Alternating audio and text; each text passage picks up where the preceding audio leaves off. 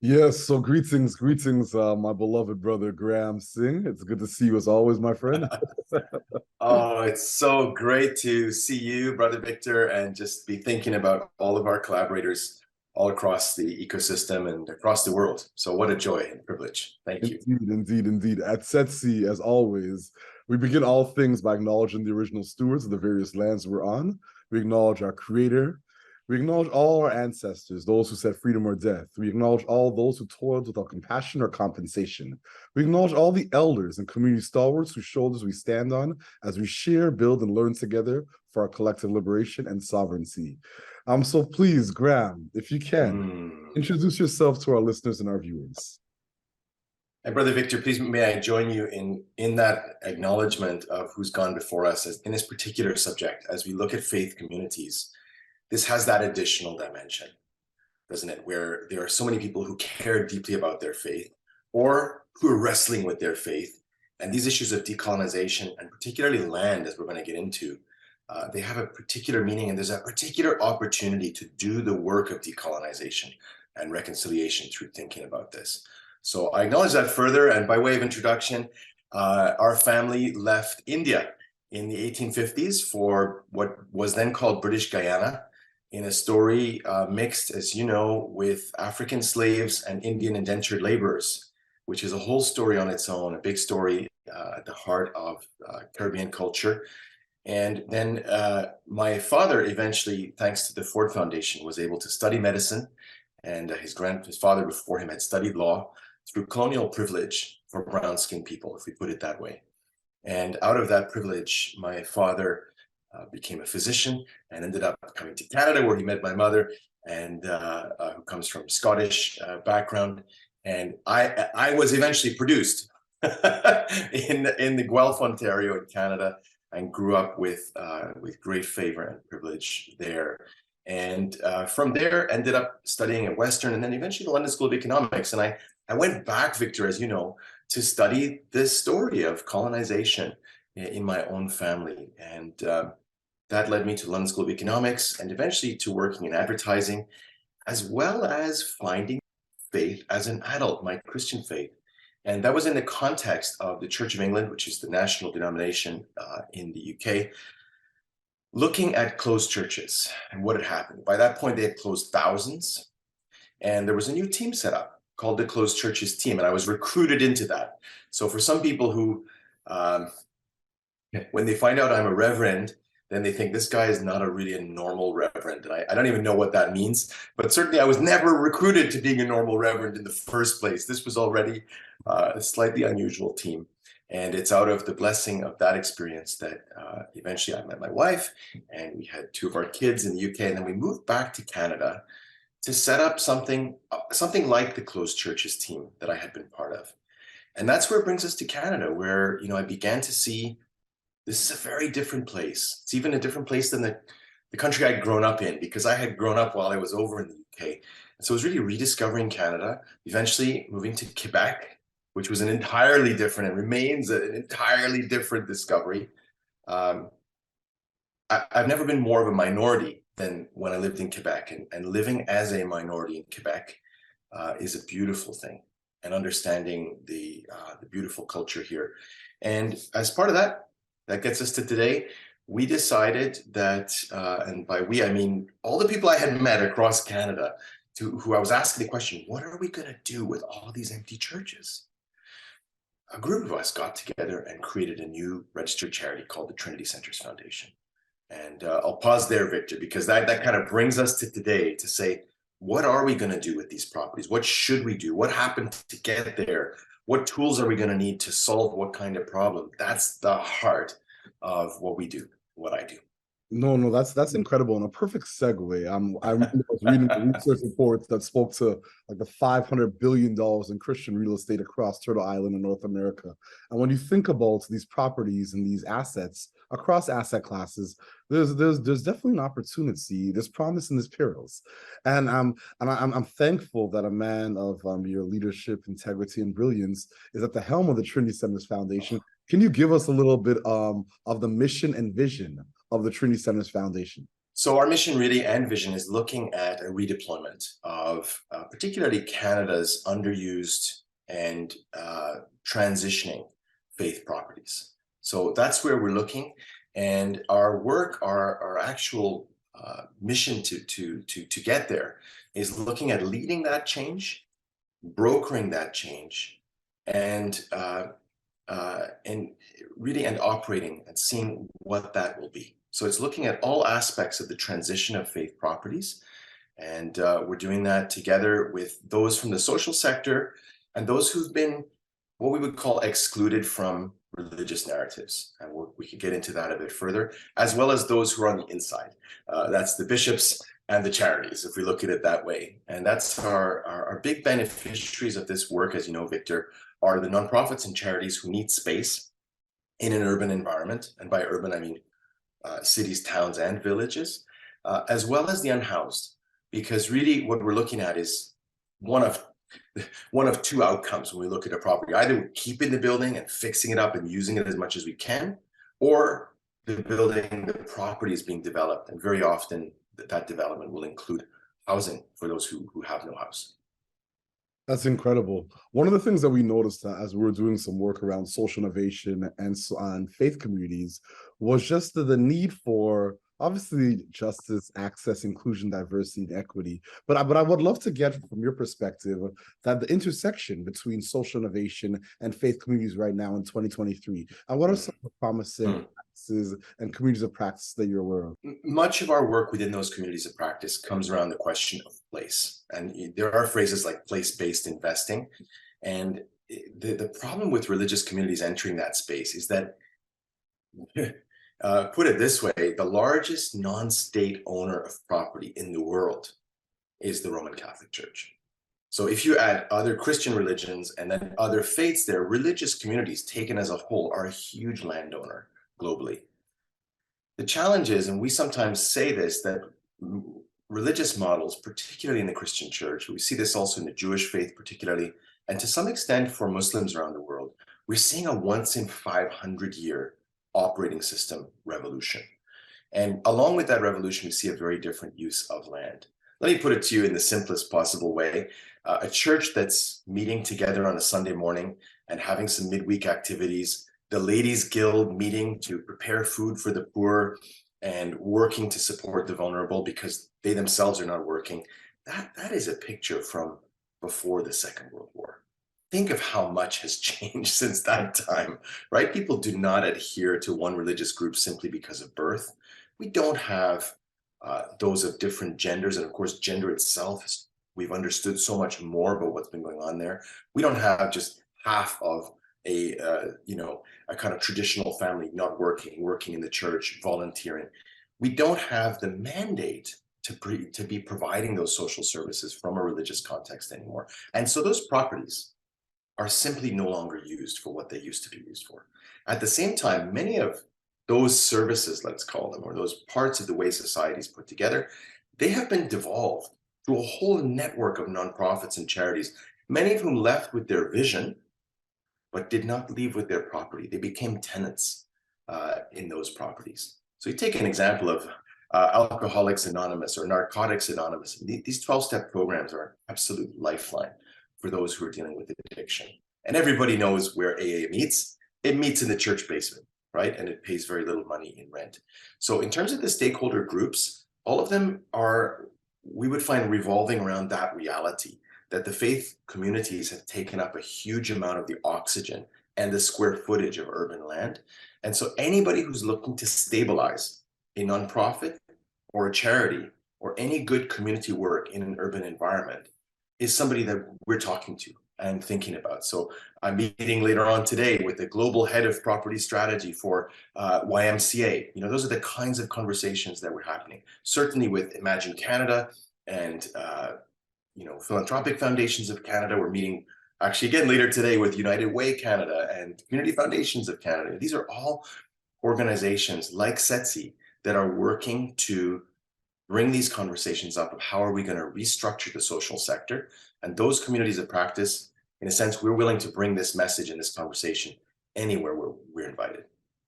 That's a brilliant segue. And once again, I appreciate you being so candid and articulate in terms of really sharing with our community, our viewers and listeners, the work that's being done on the ground. So I give thanks for your thought leadership and the fact that you're also a practitioner.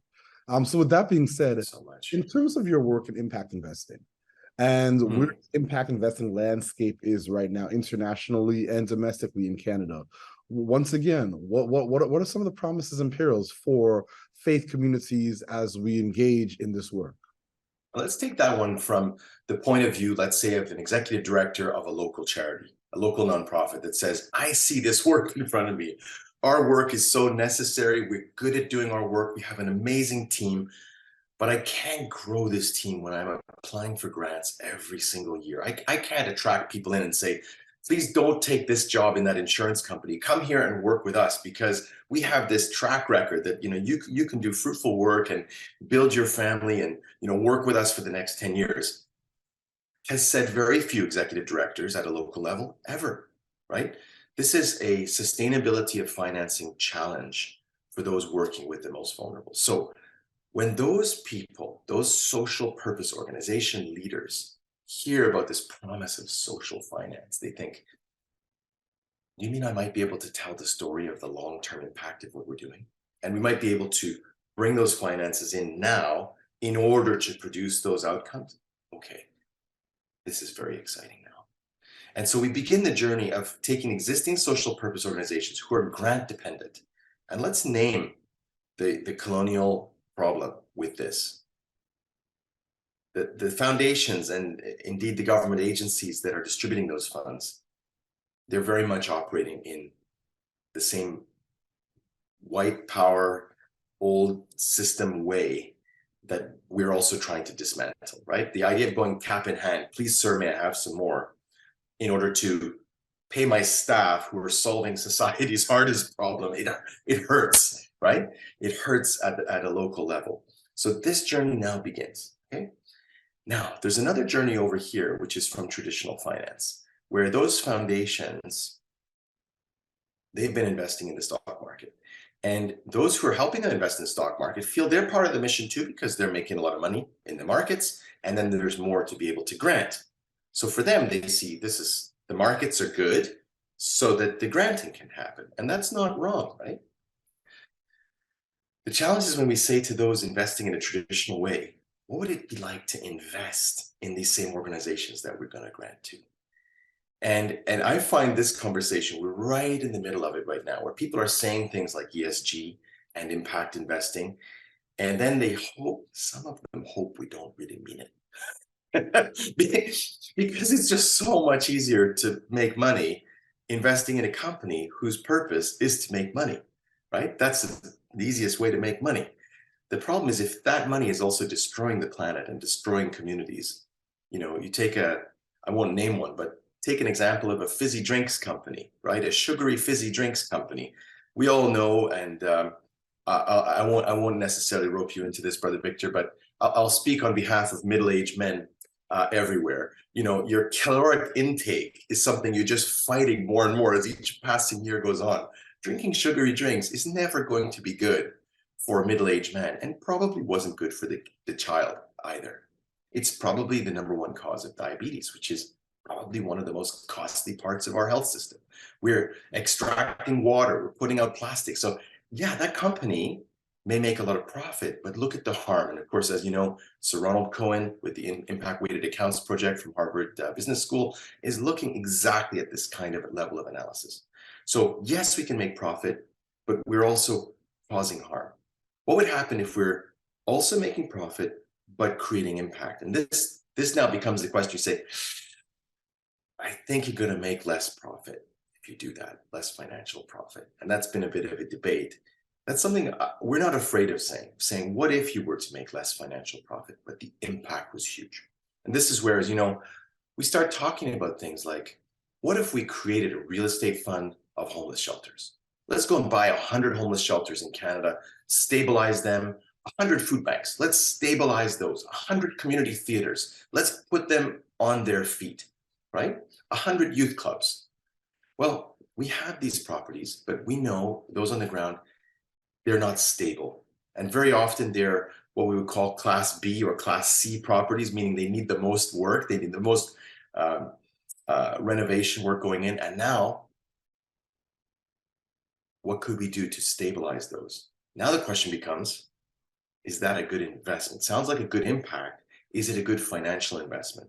And that's really at the heart of where we are at with this challenge, is trying to harmonize those two, that balance, but looking at the issue of social purpose real estate. And that's our lens into impact investing. Of course, there's so many lenses into impact investing, but that's one where if somebody was to say, what is your number one measurable impact?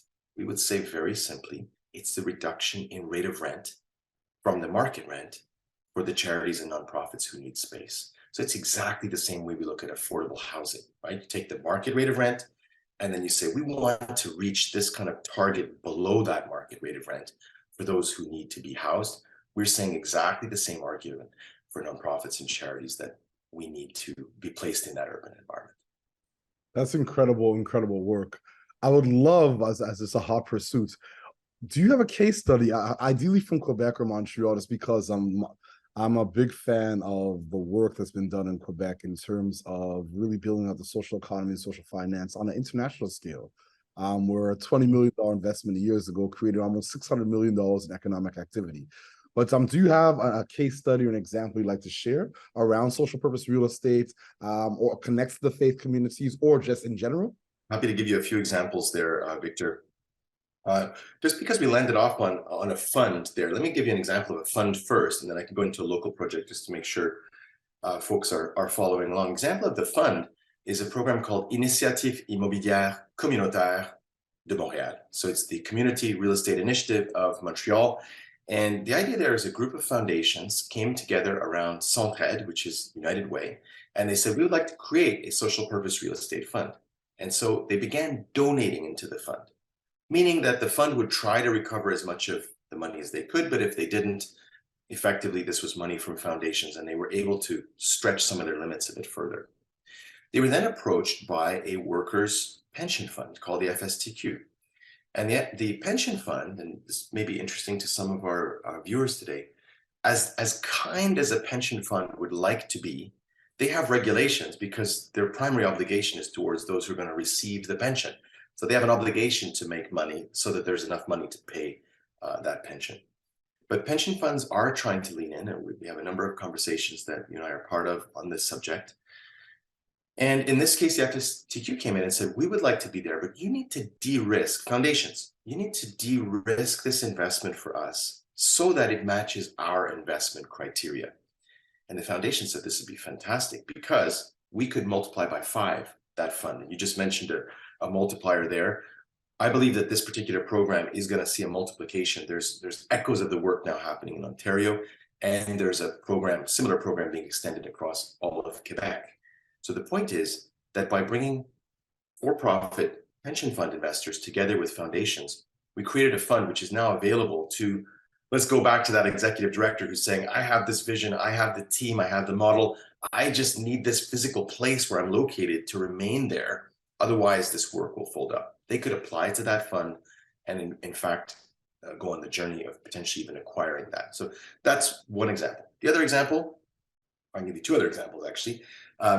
Our St. Jack's site in Montreal, we try to make that a good example. So that's an Anglican church where, as many of you know, I also serve as a pastor in the Anglican Church. I'm the pastor of that church, and we had the permission of the bishop to really begin experimenting there. And what we said was, instead of trying to partner with other local charities as tenants, what would happen if we began to partner with them as partners and gave them either an equity type seat at the place, or in fact, what we're moving towards now, a true equity position in that place? First of all, would it be the right thing to do in terms of decolonizing that religious narrative?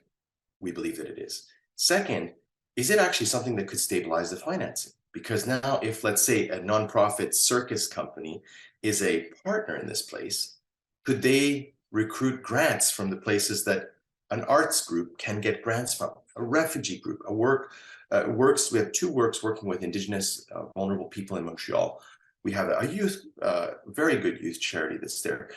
What if all these people became partners? And that's the St. Jack's story. So that's the second example. And the third is a program that we've been running. It's come through its first year now, and it's called the Montreal Roundtable on the Transition of Religious Property. And that's a project funded by one of the large Montreal foundations, who prefers to remain nameless in the way that they're generous in such a generous way. And what we did is we gathered the province, Ministry of Culture, the city, Mayor's Cabinet, Department of Heritage, and Department of Social Economy, all of the religious groups, the bishops and their designates from Anglican, United, Presbyterian, Catholic, and we invited others. We had the Montreal Jewish Community Foundation join as well, because they also realized transitions are happening with many synagogues in Montreal, and they've also been very generous with us. And then we had some of the other foundations. And I think around the table, if I counted correctly, I think we had about $10 billion worth of foundations around the table. And we looked at the 400 churches in Montreal. We did some studies of the CRA data on how many of those charities are going through multi-year deficits, how many of them have less than 3 years in the bank to cover those deficits. And we worked with the local Association of Community Tables in Montreal. That's every borough has a community table of all of the social sector there. And they gave us a list of 16 priority places of worship that they would like to see released for the work of their members. So this was a round table looking at that. And it was, in a sense, a case study of what we would like to see happen in every city. And we could do that in conjunction with other round tables, like some of them that are run by the Canadian Urban Institute or the National Trust for Canada. It could be that Setsi gets a roundtable program going, or any of our partner collaborators, and we would join with them in saying, let's bring the question of religious property into there. So there's a few examples just from Montreal. No, those are remarkable examples. In our work at Setsi, we've partnered with some remarkable organizations, the United Church of Canada, EDGE, and others. And one of the things that we identified is just the need for racial justice program and curriculum training. When you mentioned the Anglican Church and the work that they're doing, it always reminds me, my wife is Jamaican, and just the historical context and sometimes the racial reckoning that a lot of times gets put under the rug. So I'd love for you to just articulate potentially any narratives that you're aware of from the past that impact us today, but we may not be aware of when it comes to some of the denominations that we have to interact with. Well, let's start where it's hardest, Victor, because there's no point avoiding some of these challenges. There are Anglican churches in Kingston, Jamaica, with slave dungeons underneath the church, where a white Anglican church member would attend the church and leave their slaves in this dungeon while they worship God. Now, that's shocking all by itself. What's then even harder to understand is that throughout the journey of emancipation of that system of slavery, 1838, the abolition of slavery in the British Empire, now the journey begins. But somehow on the other end of the journey, those same former descendants of former African slaves in an Afro-Caribbean context now become staunch Anglicans. The same group which has been stripped of, and this is a big difference, as you know, between Afro-Caribbeans and Indo-Caribbeans, right? Which is a tension between those two groups at times. African slaves stripped of their names, their identity, their religion, their dancing, their music, in order to be forced Christianized as part of that British move of slavery. From that point, 1838, we have people like William Wilberforce, John Newton, these kind of characters involved in this story. Now we go to India and say, look, these Indians, they're actually not working for very much. They're very low-cost labor. And in fact, it seems that they're quite effective. So let's bring them over, and they'll now replace the work of the slaves. Well, here's the problem. Instead of paying those who were doing slave labor, those workers then moved largely to cities, and the Indian indentured laborers now move to the rural areas. So in a place like Guyana, these become the sugar workers. The problem is the Indians now get to keep their religions, they keep their dancing, their music, their names, And they're given in the indentured labor system a deal for a piece of land in exchange for several years of work. This is the indentured system. So this now begins and sets up a tension between, and I'll just deal with the Caribbean for a moment, but of course you see the same pattern in South Africa and in East Africa. So at the end of this, you find, so some of my cousins in Guyana are leading the Hindi dancing associations in Guyana. They're going around, you have Punjabi guys blasting Bhangra music, right? In Punjabi, in Guyana. And then you have Uncle Johnson, the elderly gentleman, Afro-Caribbean descended, who if you step 1 foot out of traditional Anglicanism, that guy will wipe you out, right? And now take all of that and bring that here to a place like Canada. And you find that in some of the poorest neighborhoods in Canada, we have largely Afro-Caribbean Anglican churches with people who truly believe deeply in their faith. Yet the question of saying, how can we decolonize something like the Anglican Church, which I've written about on a number of occasions, including in the Anglican Journal, which is our church's own newspaper. What does that mean? Is the descendant of an African slave allowed to love God through the worship of the religion of his oppressor? Is his faith bigger than that? Is God bigger than that? Well, some people would say absolutely yes. Others would say, hell no, we need reformation within that church. And our lens on that would be to say, can we do something about the land? Even if we're figuring out all of the deep faith questions there, those are some of the kinds of questions that we get into. No, that's remarkably helpful, because these issues aren't going anywhere. There has been a racial reckoning in many institutions. And I think that those that maintain the status quo within institutions are problematic. But those that are willing to disrupt and innovate and create, I think, are those that will lead generations to come. So I give thanks for your candor, transparency, and vulnerability in terms of sharing those narratives. I did want to have a follow-up question specifically around a model that you shared with me recently, windmill microlending. A lot of people don't know about this model. What's fascinating about it was once again the nurse, an African nurse. I'd love for you to share with our listeners and viewers that origin narrative around windmill. Yeah, please. Yeah, so thank you so much, Victor. And for those of you who don't know windmill microfinance, one of my favorite stories, yours as well, I know, Victor, and really one of the best examples of what social finance can be. So the story is, and I apologize if I miss just any small detail in this, but the principle I think remains the same. It was in fact a janitor working in a hospital in the prairies in Canada, and she came across an obstetrician who was delivering a baby. And unfortunately, the obstetrician could not find a nurse and needed a hand delivering the baby. So the obstetrician called the janitor and said, come and help out as quick as you can.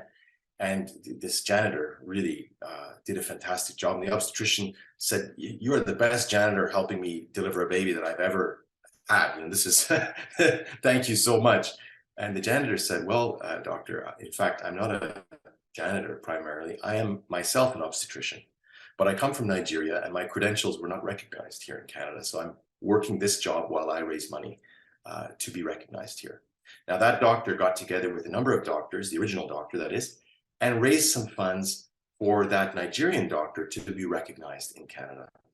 And that's how Windmill Microfinance was born. They've copied that and created loan programs for highly skilled Canadian migrants. Now, there's a beautiful justice to that anyways. There's a poetry to it.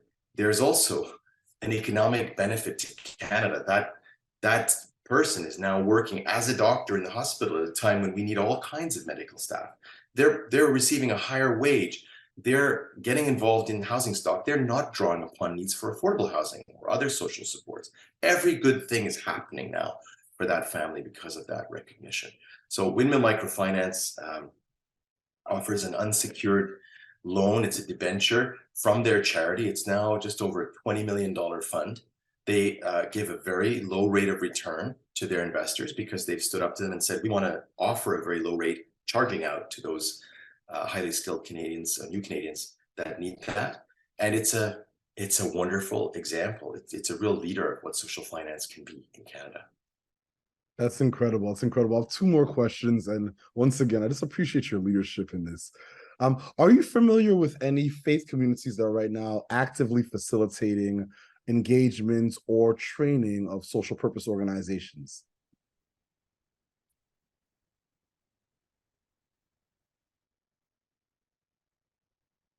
That's a really interesting question.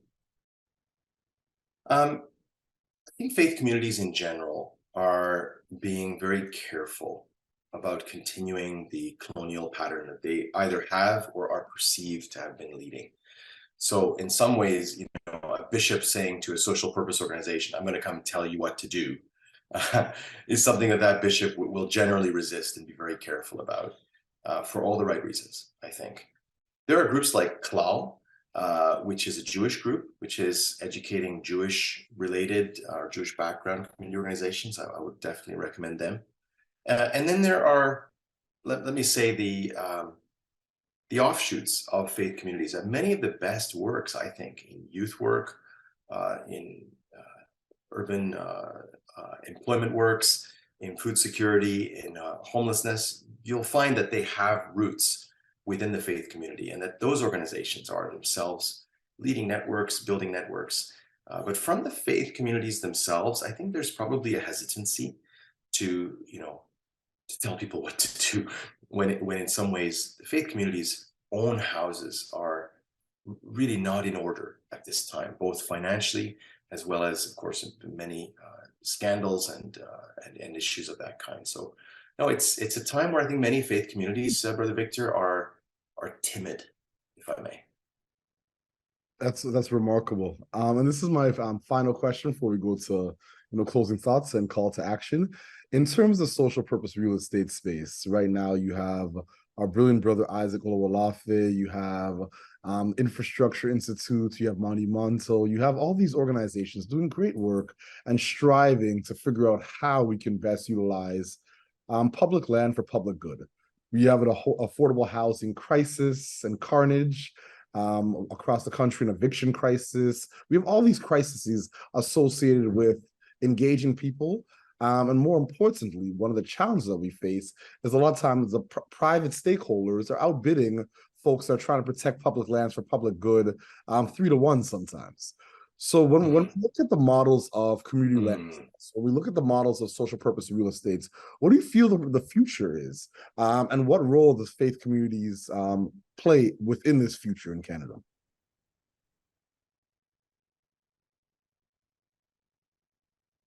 I'm going to try to answer that question quickly, but I'm sure our listeners will understand that we could do a whole session on just your last beautiful question there, Brother Victor. In some ways, let me give you an example. In Ontario, there is legislation provincially when a school is sold. It takes 3 years to sell a school in Ontario. The first year, you need to offer the school to the same kind of school as the existing property has. The second year, it's a bit wider, and the third year, again, it's wider again.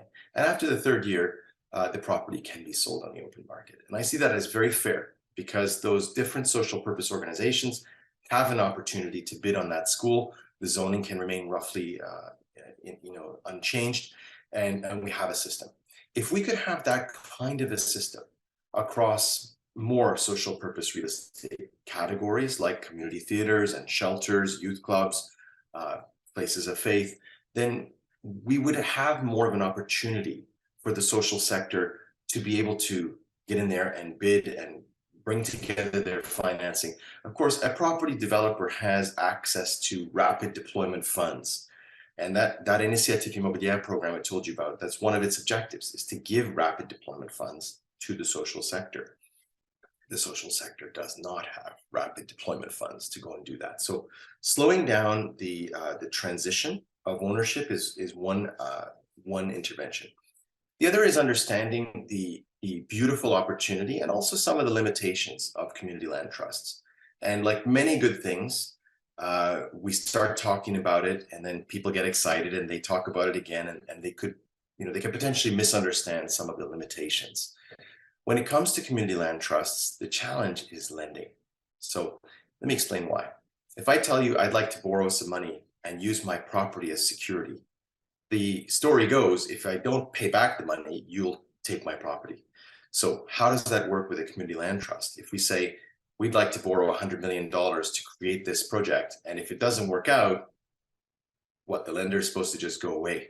No, of course not. The lender at that point, again, is going to have to dismantle the community land trust and go from there. So community land trusts are not, orders from an all-powerful king over that land designated as untouchable forever. But it is a way of trying to stabilize social purpose real estate. So those are a couple of interventions, and boy, we'd like to see more. I'll give you one further comment on that. As we look at our own journey with the Trinity Centers Foundation in creating funding structures, what we would like to see ideally is something of a right of first community refusal put in place onto the properties that we touch, so that we could create something just by bringing the right kind of financing in place that would be like that situation I described in Ontario. Wouldn't that be wonderful if foundations said, we would like to be able to provide financing on favorable terms, like they did for Windmill.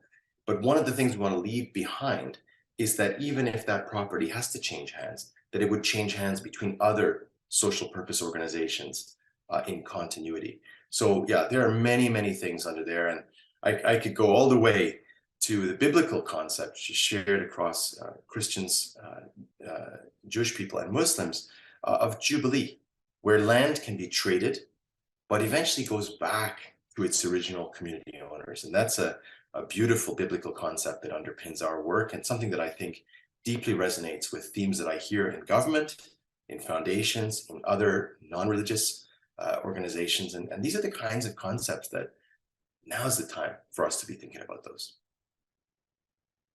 That's remarkable. It's absolutely remarkable, my friend. Thank you so much for your leadership and diligence as always. Do you have any closing thoughts or call to actions for our listeners and our viewers? Thank you, Brother Victor. I want to say thank you to you for your leadership and your helping me. And there's times where we will talk out in the open, and then there's times where we will call each other and we will learn from each other. And I really appreciate the time you have taken with me to share your perspective. And as I bring up some of those issues of colonial history, I just note and I acknowledge that that can bring pain and upset for many people. It can bring frustration. And I speak a word of blessing and prayer over those folks, that they could find healing as they go through that journey. And as I spoke about that executive director of a nonprofit on the ground, I speak a word of blessing and prayer over that person, because this has not been an easy journey through the pandemic, as many of those organizations have suffered. At the CFC conference recently, I heard that donations overall across Canadian charities have gone down by some 20% since the year 2013. So these journeys are hard. And as much as I'm trying to speak in an organized way of a vision we're trying to take forward, I really acknowledge the hurt, the frustration, the challenges that these issues, and indeed some of the issues we've spoken about today. So a healing balm across all, and more power to those who are doing this work. And I hope we get to learn from them and you also. Thank you, Brother Victor. Ashe, ashe, ashe. So thank you so much once again. And we close the way we began, by giving thanks to the Almighty, to the original stewards of the various lands that we are on. We acknowledge all our ancestors, all those who said freedom or death. We acknowledge all those who toiled without compassion or compensation. We acknowledge all the elders and community stalwarts whose shoulders we stand on as we build, share, and learn together for our collective liberation and sovereignty. Thank you so much, Graham. We really appreciate you. Thank you so much, Victor. See you soon. Indeed.